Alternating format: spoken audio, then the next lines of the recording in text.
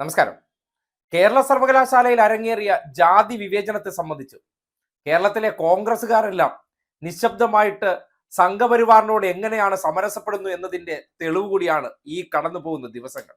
വിപിൻ വിജയൻ എന്ന ഒരു പിന്നോക്ക വിഭാഗത്തിൽപ്പെട്ട വിദ്യാർത്ഥിക്ക് PhD നഷ്ടപ്പെടുത്താൻ സംഘിണിയായിട്ടുള്ള ഒരു അധ്യാപിക നടത്തിയ നെറികെട്ട നീക്കത്തിന്റെ ദൃശ്യങ്ങൾ പുറത്തു വന്നിട്ടും ആ വിഷയവുമായി ബന്ധപ്പെട്ട് കോൺഗ്രസ് സൈബർ ഹാൻഡിലുകളിലോ മറ്റെവിടെയെങ്കിലും നിങ്ങൾ എത്ര പ്രതികരണം കണ്ടു?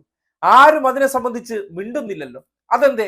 സംഘപരിവാർ കാണിച്ച ഈ തെമ്മാടിത്തത്തിനെതിരെ മിണ്ടാനായിട്ട് കോൺഗ്രസ് നേതാക്കന്മാർക്കും ഒപ്പം തന്നെ അവരെ ഏറ്റവും കൂടുതൽ പിന്താങ്ങിക്കൊണ്ട് നടക്കുന്ന സേവ് യൂണിവേഴ്സിറ്റി ഫോറത്തിനൊക്കെ നാവിൽ കുരുവാണെന്ന് തോന്നുകയാണ്. കാര്യം കേരളത്തിൽ ഏറ്റവും മാന്യരും അഴിമതിരഹിതരും ഇവരാണെന്നാണല്ലോ സ്വയം പറഞ്ഞു നടക്കുന്നത്. അതായത് അവരവരുടെ രാഷ്ട്രീയം മറച്ചു വെച്ച് ജനങ്ങളുടെ ഇടയിലേക്ക് ആട്ടിൻ തോലിട്ട ചെന്നായ്ക്കളായിട്ടുള്ള പ്രവേശനത്തിന് വേണ്ടി സേവ് യൂണിവേഴ്സിറ്റി ഫോറം അല്ലെങ്കിൽ മറ്റെന്തെങ്കിലും തരികിട തട്ടിപ്പ് അല്ലെങ്കിൽ ഈ ഓലക്കീർ സംഘടനയായിട്ടൊക്കെ വരും. അങ്ങനെ വരുന്നവരും കോൺഗ്രസ്സുകാരും എങ്ങനെയാണ് കേരളത്തിൽ സംഘപരിവാറുകാർ നടത്തുന്ന നെറികെട്ട പ്രവർത്തനങ്ങളോട് പ്രതികരിക്കുന്നു എന്നതിന്റെ ഒരു നേർ ഉദാഹരണമാണ് ഇപ്പോൾ നടന്നു പോകുന്ന ഈ സംഭവ വികാസങ്ങളിലെ അവരുടെ നിശബ്ദത എന്ന് പറയുന്നത്.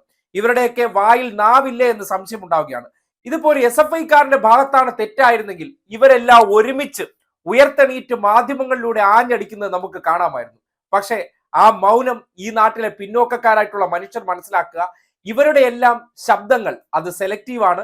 ചില കാര്യങ്ങളിൽ മാത്രം പ്രതികരിക്കാൻ വേണ്ടി പതുങ്ങിയിരിക്കുന്നവരാണ്. ആ വിഷയം വരുമ്പോൾ മാത്രം ഇവർ ആ മാളത്തിന്ന് പുറത്തേക്ക് എടുത്തു ചാടും. എന്തായാലും ഈ വിഷയവുമായി ബന്ധപ്പെട്ട് ഡോക്ടർ TN തോമസ് ഐസക് എന്ന CPM നേതാവും മുൻ മന്ത്രിയുമായിട്ടുള്ള വ്യക്തി ഒരു ഫേസ്ബുക്ക് കുറിപ്പിട്ടിട്ടുണ്ട്.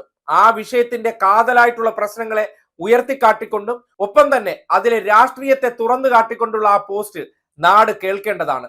കേരളത്തിൽ ഈ പരിഷ്കൃത കാലഘട്ടത്തിൽ നിലനിൽക്കുന്ന ചില ജാതീയ ചിന്തകൾക്ക് നേരെയുള്ള മുഖമടച്ചുള്ള അടിയാണ് ഈ മറുപടി എന്ന് പറയേണ്ടി വരികയാണ്. അപ്പോ തോമസ് ഐസക്കിന്റെ ആ ഫേസ്ബുക്ക് കുറിപ്പ് കേൾക്കാം. കേരള സർവകലാശാലയിലെ സംസ്കൃതം ഗവേഷക വിദ്യാർത്ഥിയായ വിപിൻ വിജയനെതിരെ ഉണ്ടായ ജാതി വിവേചനത്തിനും അധിക്ഷേപത്തിനുമെതിരെ ശക്തമായ സാമൂഹ്യ പ്രതികരണമാണ് ഉണ്ടായിട്ടുള്ളത്. അക്കാദമിക്കുകൾ മാത്രമല്ല, നാനാ തുറകളിൽപ്പെട്ടവർ വിപിൻ വിജയന്റെ PhD തടയുന്നതിന് ഡീൻ എടുത്ത നിലപാട് ധാർമ്മികമായി മാത്രമല്ല ചട്ടങ്ങൾക്കും കീഴ്വഴക്കങ്ങൾക്കും വിരുദ്ധമാണെന്ന് ചൂണ്ടിക്കാണിച്ചു കഴിഞ്ഞു. എന്നാൽ ഇവരെ സംരക്ഷിക്കാനാണ് ഗവർണറുടെ നോമിനിയായ വൈസ് ചാൻസലർ തീരുമാനിച്ചിരിക്കുന്നത്. ഒരു സർവകലാശാലയുടെയും വൈസ് ചാൻസലർ ആകാനുള്ള യോഗ്യതയും ഈ മാന്യനില്ല. ഉന്നത വിദ്യാഭ്യാസത്തെ വർഗീയവൽക്കരിക്കാനുള്ള കരു മാത്രമാണ് ഇദ്ദേഹം. ഡീൻ ഡോക്ടർ വിജയകുമാരിയെ പിന്താങ്ങാൻ ഒരു വിഭാഗം മാത്രമേ മുന്നോട്ട് വന്നിട്ടുള്ളൂ. അത് സംഘപരിവാർ സംഘടനകളാണ്. അവരുടെ മനുവാദം മറനീക്കി പുറത്തു വന്നിരിക്കുകയാണ്.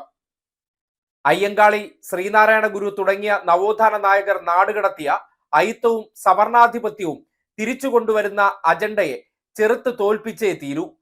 ഞെട്ടിപ്പിക്കുന്ന വിവരങ്ങളാണ് ഇത് സംബന്ധിച്ച് പുറത്തു വരുന്നത്. വിപിന്റെ PhD രജിസ്ട്രേഷൻ തടയാൻ ഡോക്ടർ വിജയകുമാരി ശ്രമിച്ചിരുന്നു. അന്നത്തെ സിൻഡിക്കേറ്റും ഇടപെട്ട് VCയുടെ പ്രത്യേക ഉത്തരവിന്റെ അടിസ്ഥാനത്തിലാണ് വിപിൻ രജിസ്ട്രേഷൻ നടപടി പൂർത്തിയാക്കാൻ കഴിഞ്ഞത്. ഡോക്ടർ വിജയകുമാരിയുടെ ഇടപെടൽ മൂലം 1 വർഷം നഷ്ടമായി. രജിസ്ട്രേഷൻ തടയാൻ ശ്രമിച്ചു പരാജയപ്പെട്ട ഡീൻ വിപിന്റെ PhD തടയാൻ ശ്രമിക്കുകയാണെന്ന് പകൽ പോലെ വ്യക്തം. കേട്ടുകേൾവിയില്ലാത്ത പ്രവൃത്തിയാണ് വിപിന്റെ ഓപ്പൺ ഡിഫൻസ് ദിവസം അരങ്ങേറിയത്. വിപിനെ അപമാനിക്കാനും മാനസികമായി തകർക്കാനുമായി ഒരു സംഘത്തെ തന്നെ വിജയകുമാരി നിയോഗിച്ചിരുന്നു. ഓപ്പൺ ഡിഫൻസ് അലങ്കോലപ്പെടുത്താൻ ശ്രമിച്ച അവരെ ഒടുവിൽ ചെയർപേഴ്സൺ ഓൺലൈൻ കോൺഫറൻസിൽ നിന്ന് നീക്കം ചെയ്യുകയായിരുന്നു.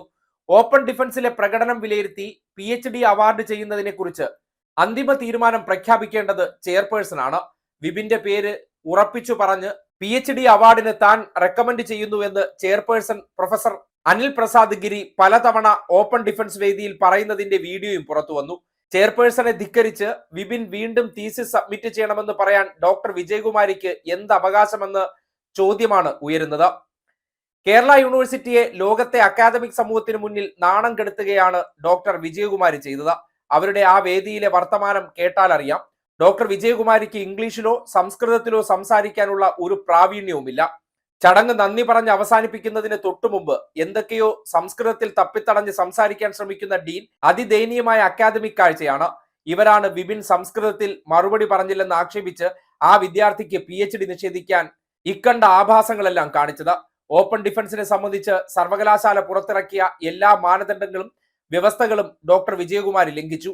പ്രൊഫസർ അനിൽ പ്രതാപ് ഗിരിയെ പോലൊരു പ്രഗത്ഭനെ പരസ്യമായി അവഹേളിച്ചു. സർവകലാശാലയെ ലോകത്തിനു മുന്നിൽ നാണം കെടുത്തി. വിപിൻ വിജയന്റെ PhD തീസിസ് വിലയിരുത്തിയ എക്സ്പേർട്ട് പാനലിനെയും ഗൈഡിനെയും അപമാനിച്ചു. ഡീനിനെ പുറത്താക്കാൻ ഇതെല്ലാം മതിയായ കാരണങ്ങളാണ്. എന്നാൽ ആ നടപടി സ്വീകരിക്കാൻ സംഘപരിവാറിന്റെ ഏറാൻ മൂളികളായി അധപ്പതിച്ച വൈസ് ചാൻസലർ മടിച്ചു നിൽക്കുകയാണ്. കുടിലമായ വഴികൾ ഉപയോഗിച്ച് തന്റെ വിദ്യാർത്ഥിയുടെ PhD തടയാൻ ശ്രമിച്ച ഡോക്ടർ വിജയകുമാരിക്ക് പിന്തുണയുമായി BJP രംഗത്ത് വന്നു കഴിഞ്ഞു. വിപിനെ പോലൊരാൾ സംസ്കൃതത്തിൽ PhD എടുക്കാൻ ശ്രമിച്ചതിന്റെ പകയാണ് അവർ പ്രകടിപ്പിച്ചിരിക്കുന്നത്. ജാതി മേധാവിത്വത്തെ ചവിട്ടിത്താഴ്ത്തിയ വിഭാഗങ്ങളിലുള്ളവർ വേദം ശ്രവിക്കുന്നതും പറയുന്നതും വിലക്കിയിരുന്ന ഒരു കാലമുണ്ടായിരുന്നു. അവരുടെ ചെവിയിൽ ലോഹമുരുക്കി ഒഴിക്കുക, നാവരിയുക തുടങ്ങിയ ശിക്ഷണങ്ങളാണ് അക്കാലത്ത് നിലവിലുണ്ടായിരുന്നത്. ഇന്ന് ആ കാലം പോയി. എന്നാൽ ആ മനോഭാവമുള്ളവർ ഇപ്പോഴും ഉണ്ടെന്നാണ് ഡോക്ടർ വിജയകുമാരിയുടെ കാട്ടിക്കൂട്ടലുകളിൽ നിന്ന് മനസ്സിലാകുന്നത്. ഇത് ഒരു കാരണവശാലും അംഗീകരിക്കാനാകില്ല.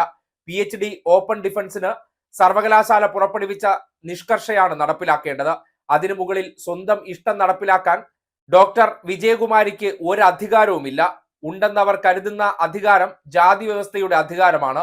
ആ കാലം പോയി എന്ന് തിരിച്ചറിയാതെ ഇരുണ്ട യുഗത്തിൽ ജീവിക്കുന്ന ഡീൻ അധ്യാപികയുടെ സ്ഥാനത്ത് തുടരാൻ അർഹതയില്ല. അവരെ എത്രയും വേഗം ആ സ്ഥാനത്ത് നിന്ന് നീക്കം ചെയ്യണം. കേരള സർവകലാശാലയുടെ നഷ്ടപ്പെട്ട അന്തസ് വീണ്ടെടുക്കണം. ഡോക്ടർ വിജയകുമാരിയെ പോലെ തലച്ചോറിൽ ചാണകം പേറുന്നവരെ പിന്തുണയ്ക്കുന്ന BJPയുടെ യഥാർത്ഥ രാഷ്ട്രീയം തിരിച്ചറിയണം. ഇങ്ങനെ വളരെ വ്യക്തവുമായും സ്പഷ്ടവുമായും നീതി നിഷേധിക്കപ്പെട്ട ഒരു ചെറുപ്പക്കാരന് വേണ്ടി അല്ലെങ്കിൽ ഒരു വിദ്യാർത്ഥിക്ക് വേണ്ടി തോമസ് ഐസക് ഒരു ശബ്ദമായി മാറിയിരിക്കുകയാണ്. ഇന്നത്തെ കാലഘട്ടത്തിൽ സംഘപരിവാർ ചെയ്യുന്ന നീചത്തനങ്ങൾക്കെതിരെ ഇത്തരം ശബ്ദമാവുകയാണ് പ്രതിരോധം.